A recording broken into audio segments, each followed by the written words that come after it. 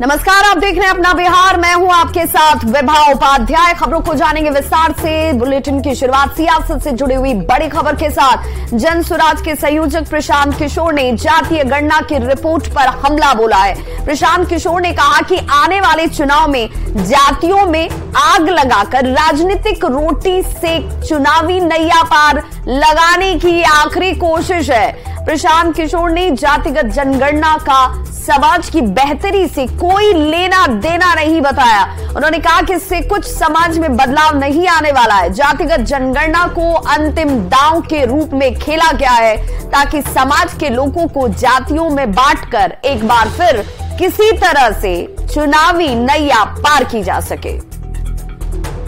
जनगणना करा रहे हैं, इनको समाज के बेहतरी से लेना देना नहीं है। ये तो एक अंतिम दांव खेले हैं कि समाज को फिर जातियों में बांटकर एक बार किसी तरह चुनाव की नैया पार लग जाए। भाई, जातिगत जनगणना पहले तो आप 18 साल से सत्ता में हैं, आज क्यों जातिगत जनगणना करा रहे? 18 साल से आपको याद नहीं आ रहा था? दूसरी बात, अगर जातिगत जनगणना आप करा रहे हैं, जनगणना आपके विषय का, राज्य सरकार का विषय ही नहीं है। आप जनगणना नहीं करा रहे हैं, आप सर्वे करा रहे हैं। सर्वे करा रहे हैं। जनगणना तो केंद्र सरकार का विषय है और सर्वे और जनगणना में जमीन आसमान का फर्क है, क्योंकि सर्वे का कोई लीगल साइंटिटी नहीं है। इस बात को कभी सरकार ने स्पष्टता से नहीं बताया कि सर्वे का जो रिजल्ट आएगा उसकी मान्यता क्या होगी। उसकी मान्यता तो कुछ है नहीं। तो प्रशांत किशोर बार बार ये कह रहे हैं कि जो जातिगत गणना कराई गई है ये अधिकार राज्य सरकार का जरूर है, लेकिन सवाल नीतीश कुमार से ये पूछा जाना चाहिए कि आखिर 18 साल से आप सत्ता में हैं, मुख्यमंत्री हैं, बिहार की बागडोर संभाले हुए हैं, तो ये जातिगत जनगणना की जगह गणना जो आप आज करा रहे हैं, ये आपने इससे पहले क्यों नहीं कराई? आज जब ये गणना कराई गई है तो इससे बिहार की जनता का क्या हित सधेगा, ये जवाब भी देना चाहिए। और ये जातिगत गणना का कोई वैधानिक तरीका या उससे किसी तरीके से सत्य साबित करने की जो होड़ मची है वो सिर्फ सियासी लिहाज से फायदे और नुकसान के मकसद से है। बिहार की जातिगत जनगणना से पता चलता है, हालांकि ये गणना है, जातिगत गणना से ये पता चलता है कि यहाँ पर OBC plus SC plus ST, ये जितनी आबादी उतना हक, ये हमारा प्रण है। राहुल गांधी की तरफ से ये कहा गया है कि बिहार की जातिगत जनगणना से ये पता चलता है कि वहां पर ओबीसी यानी कि बिहार में OBC plus SC plus ST, इन सभी का अगर जोड़ आबादी का कर दिया जाए तो ये 84% हो जाता है। और जितनी आबादी उतना हक, ये हमारा प्रण है, यानी कांग्रेस का प्रण है। राहुल गांधी ये कह रहे हैं।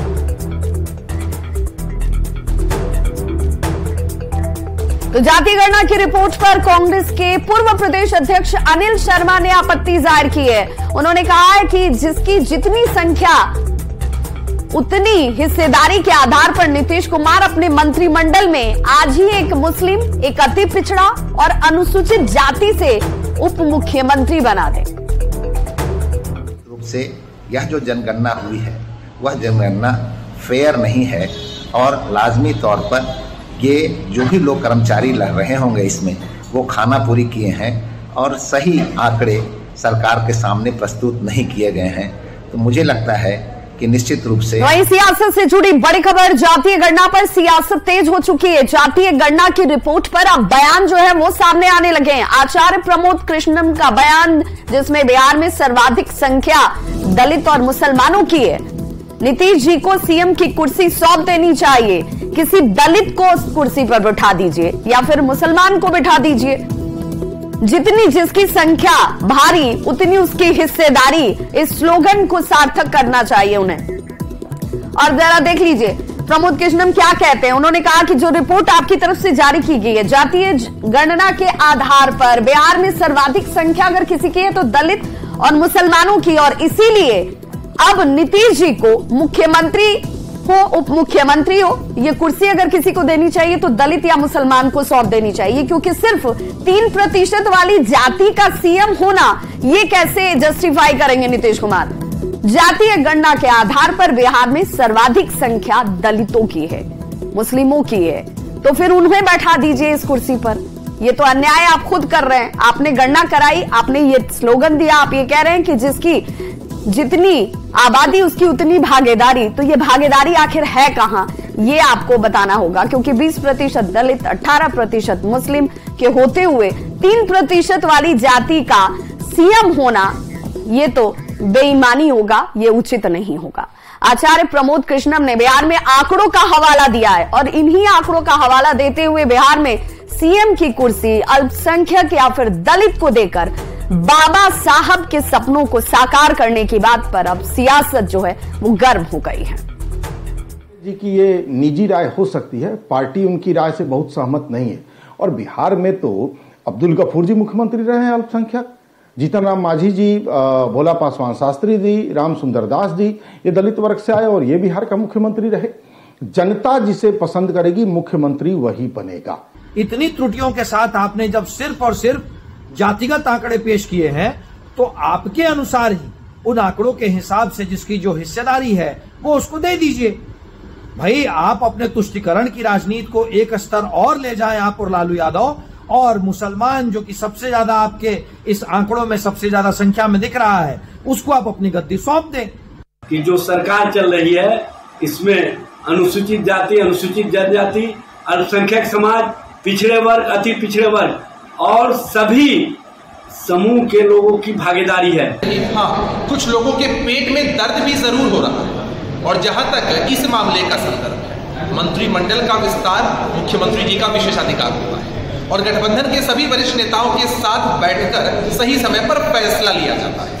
अभी तो एक बड़ा मॉडल पूरे देश के लिए है कि अलग अलग प्रदेशों को भी इसका अनुकरण करना चाहिए। वहीं बीजेपी के राष्ट्रीय प्रवक्ता अजय आलोक ने नीतीश कुमार पर जमकर निशाना साधा है। उन्होंने आचार्य प्रमोद कृष्णम के बयान का समर्थन किया है, यानी कि जिसकी जितनी आबादी उतनी भागीदारी पर नीतीश कुमार को सबसे पहले कदम उठाना चाहिए। प्रमोद कृष्णन जी ने, जिसकी जितनी संख्या भारी उसकी इतनी हिस्सेदारी। नीतीश जी भी यही करके तो जातीय सर्वे करवाए थे। तो जो सर्वे में आ गया है कि 20% दलित हैं, 17% मुसलमान हैं, तो नीतीश जी 2.5-3% की आबादी होगी, क्यों मुख्यमंत्री बने हुए हैं? हटें, किसी दलित को मुख्यमंत्री बना दें। अरे कतनी करनी में कुछ तो दिखना चाहिए कि बराबर हो, और नहीं तो फिर बिहार को उल्लू बनाया क्यों। वहीं बड़ी खबर दिल्ली से आ रही है। जातीय गणना की रिपोर्ट पर पशुपति कुमार पारस ने कहा है कि भविष्य में दलित को बनाना चाहिए बिहार का सीएम और डिप्टी सीएम, यानी कि ये दो बड़े पद जो राज्य में होते हैं, मुख्यमंत्री या फिर उप मुख्यमंत्री, ये दोनों ही पदों पर दलित होने चाहिए। देखिए किस तरीके से कहा गया है। पशुपति कुमार पारस की तरफ से कहा गया कि पासवान जाति की आबादी 7% थी, इसे घटाकर 5.31% कर दिया गया। ये घट कैसे गया ये भी बताना चाहिए। जातीय गणना की रिपोर्ट पर उनकी तरफ से सवाल खड़े किए गए। उन्होंने कहा कि रिपोर्ट पर अगर ये स्थिति है तो इस स्थिति पर उन्हें बताना चाहिए कि आखिर पासवान समाज की संख्या कम कैसे हो गई। हम पहले ज्यादा थे, पासवान जाति की आबादी 7% थी, अब वो 7% से घटकर 5.31% कर दिया गया है। तो ये कैसे हुआ?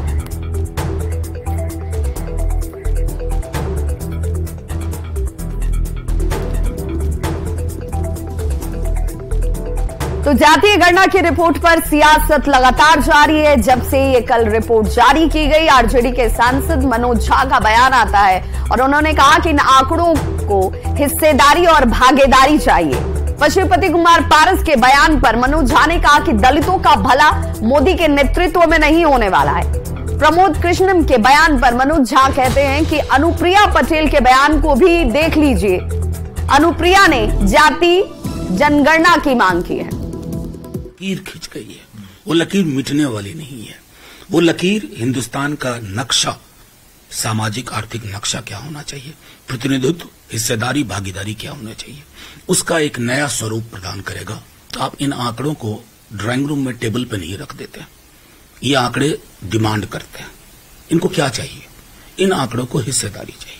लोगों का कहना रहा है कि जिसकी जितनी हिस्सेदारी उतनी उसकी भागीदारी, ये शब्द कहा जाता रहा है, नारा गढ़ा जाता रहा है। हम नहीं कह रहे, हमारे पुरखे जी लगातार कहा जाता रहा है। लेकिन आज अब उसी के क्रम में केंद्रीय मंत्री हैं पशुपति पारस, दलित समाज से आते हैं, पासवान समाज से, उनकी तरफ से कहा जा रहा है कि अब सीएम और डिप्टी सीएम भी दलित समुदाय से होना चाहिए, क्योंकि हमारी आबादी अब 20% हो गई है। मंत्रिमंडल से लेकर के हर जगह पर ऐसा होना चाहिए। उनको सबसे पहले मैं कहूंगा पारस जी को कि स्वागत कीजिए, तहे मन दिल से स्वागत कीजिए, बधाई दीजिए। आचार्य प्रमोद कृष्णन जो कि कांग्रेस के नेता हैं, उनकी तरफ से ये बात कही जा रही है कि अब 3% वाले जो लोग हैं सीएम के पद पर हैं बिहार में, उनको अब छोड़ना चाहिए और दलित समुदाय का या किसी मुसलमान समुदाय के व्यक्ति को सीएम बनाना चाहिए हिस्सेदारी के हिसाब से। प्रमोद कृष्णन जी को आपने उद्धृत किया, मुझे बेहद खुशी हुई, क्योंकि आपके चैनल को मुबारकबाद। अनुप्रिया पटेल जी को उद्धृत नहीं किया आपने, वो तो केंद्र में मंत्री है ना, साख कम नहीं है प्रमोद कृष्णन जी से। उन्होंने क्या कहा कल कि हम भी मांग करेंगे जातिगत जनगणना की। तो मनोज झा कह रहे हैं कि जहां आप पशुपति पारस का जिक्र करते हैं, प्रमोद कृष्णम का जिक्र करते हैं, अनुप्रिया पटेल का भी जिक्र कीजिए। क्या कुछ कहा है पशुपति कुमार पारस ने, जिस पर मनोज झा ये बयान दे रहे थे, जरा वो बयान भी सुन लीजिए। द्वेष के कारण हम जिस समाज से आते हैं, जिस जाति से आते हैं, पासवान जाति जिसको अब दुसाध कहते हैं, हम जिस समाज से आते हैं, हमारी संख्या बिहार में जो भी 10% के आसपास है। शेड्यूल कास्ट की आबादी उन्होंने शो किया 19.5%। उसमें शेड्यूल कास्ट के जो अन्य जाति के लोग हैं उसका जिक्र उन्होंने किया है, लेकिन पासवान जाति का जिक्र और रविदास जाति का जिक्र उन्होंने न तो टीवी में किया है, न इंटरनेट पर किया है, न मौखिक किया है। यहाँ बिहार में सबसे अधिक पासवान जाति की आबादी है, लेकिन इसको छिपाया गया है राजनीतिक द्वेष के कारण।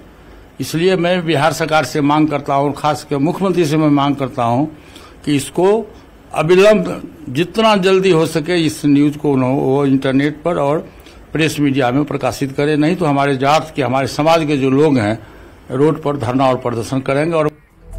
और ऐसे में अब समझना ये जरूरी हो जाता है कि जातीय आंकड़े से अब आगे होगा क्या, क्योंकि आंकड़े तो सामने आ चुके हैं, उसकी रिपोर्ट को सार्वजनिक कर दिया गया है, जिस पर सियासत भी हो रही है। तो अब आगे क्या होगा? आंकड़े जारी होने के बाद अब जाति वाली सियासत जो है वो तेज हो जाएगी, जिसकी आशंका या यूं कहें कि इसे लेकर के बार बार विपक्ष कह रहा था कि यही होने वाला है। आंकड़े जारी होने के बाद ये सियासत तेज होगी। संख्या के अनुसार आरक्षण की मांग जो है वो अब शुरू हो जाएगी और आरक्षण की सीमा बढ़ाने की मांग उठ सकती है। नौकरियों में संख्या के आधार पर आरक्षण की मांग उठेगी। पिछड़ी जातियों को मिलने वाले 27% आरक्षण को बढ़ाने की मांग अब तेज होती हुई आपको दिखेगी। ये कहा जाएगा कि संख्या के अनुसार हिस्सेदारी नहीं मिली है और इसलिए मिलनी चाहिए।